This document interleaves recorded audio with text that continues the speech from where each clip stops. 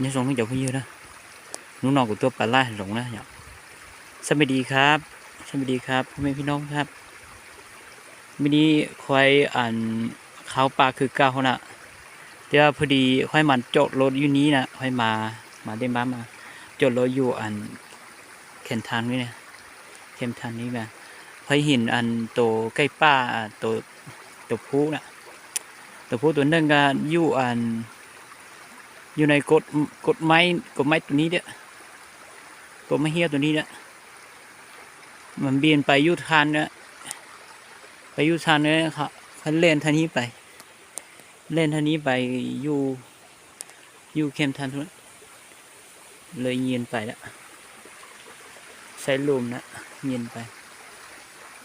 ก็เงียนอยู่นี้เด้อเงียนอยู่เข้มทันตัวนี้เด้อมันเบียนมาอยู่อันกดไม้ตัวนี้แหละ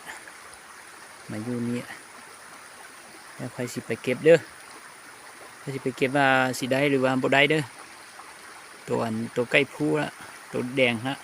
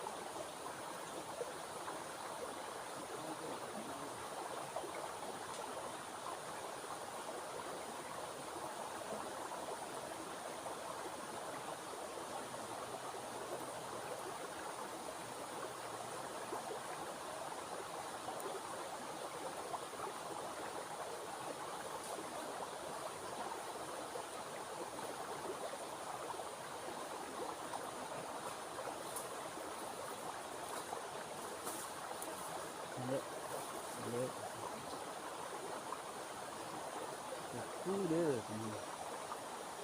น้ำไหล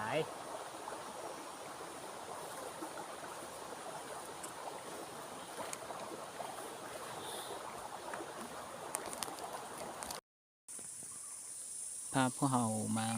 เฝ้าเย็นอันก็หอดเด้อแต่ว่าคันนี้ว่าสิมีหรือว่าบ่มีเนาะพาพวกเราติดตามไปนำเด้ว่าตอนแลนต่อข้ามนี้ก็เฮาสิมาหรือว่าบ่มาเลยเด้อคันนี้เป็นคันที่สองเลยเด้อคันที่หนึ่งนี่ใครยินได้ประมาณนั้นสี่โตเขานะ4 โตก็หอดแล้วเด้อที่ว่า3 โตประมาณ3 โต 4 โตนี่เล่นหนีแล้วละว่าคันนี้มาเฝ้าตื่นมีว่าสิมาหรือว่าบ่มาเลยละแล้วก็ติดตามไปนำเด้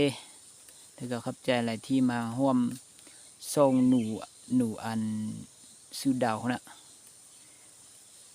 ก็ขอบใจอะไรเด้อที่มาร่วมผุ่นนะแล้วก็ติดตามได้ว่าตอนคันนี้สิมาหรือว่าบ่มาละ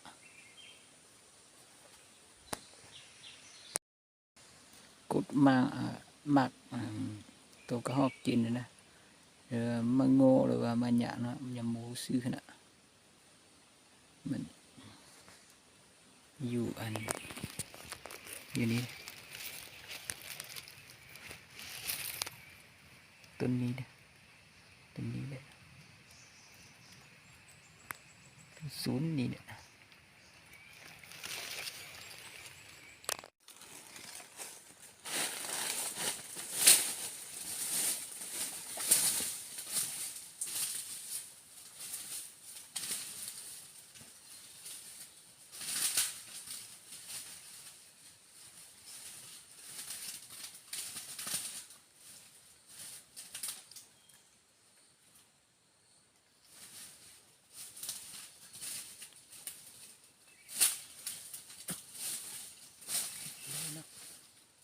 เหาะด้วยตัวนี้ตัวผู้ด้วยตัวนี้สีตัวต้นยีราฟมาตัวผู้สูงแต่ในตัวนี้มันตาตัวสูงไม่สูงหรอก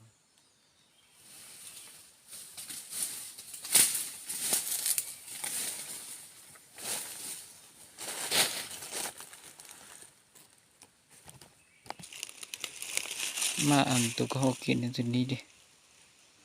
มาตัวนี้ดิ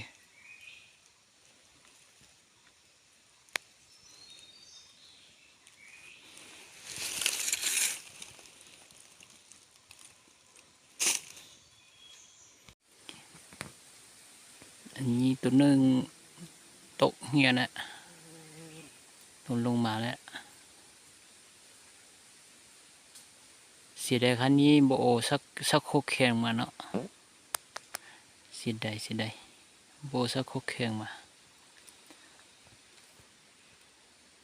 ถ้ากูตัวกี่ตัวนั้นทั้งสูงเนาะตัวกี่ตัวนั้นทั้งสูงเนาะสูงทั้งตรงสูงนะทั้งตรงด้านหลังนะตัวเจ้าแต่ของก็ยังแข็งเขาขี้นะเอาตัวเจ้าชิ้นโยกนั่นนะตัวขี้เตะทันเราซื้อนั่นอยู่ติดชิดตัวกูชาแต่นอเนี่ย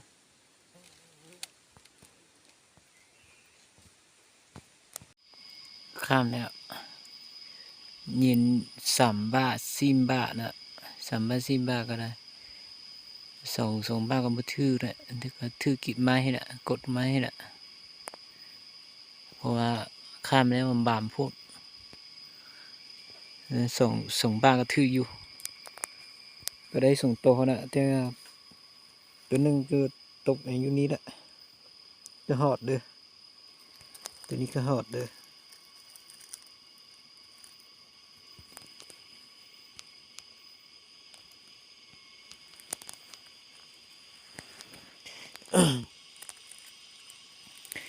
เทื่อที่1นี้ค่อยมานี้มีตัวหนูไหวเนอะมีตัวหนูไหวกินอยู่ดีว่ามีส่งโตนะเขายินได้ตัวนึงนะตอนค่ำฮะตอนค่ำคืนฮะแล้วมีตัวหนูไหวเมื่อกี้ตกแก้นฮะตกแก้นมากนะเก๋มาก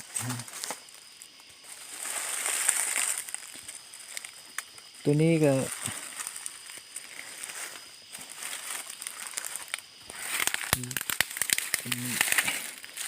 ตัวนึงอยู่นี่นะตัวนี้เป็นตัวแซ่บอย่างนี้ตัวนี้แซ่บสุดตัวนี้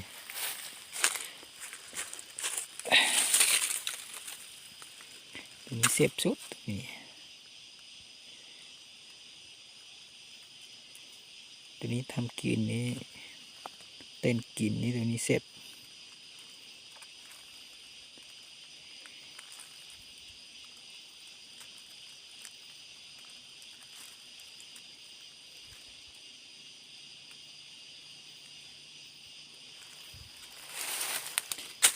ส่งโตนะ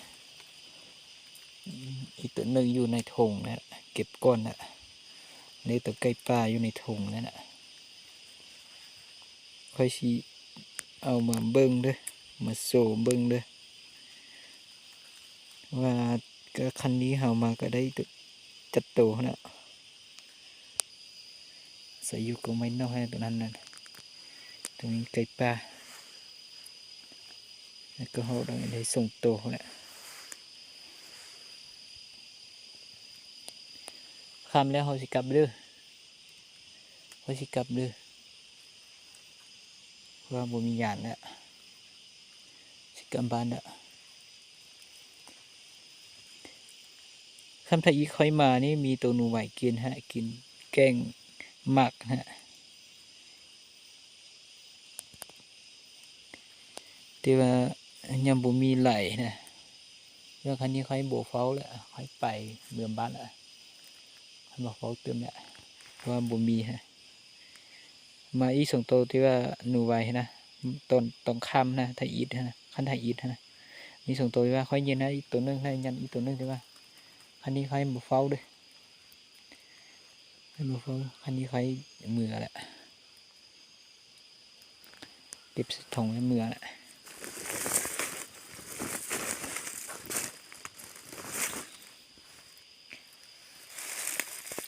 อันนี้ไก่ป่านี่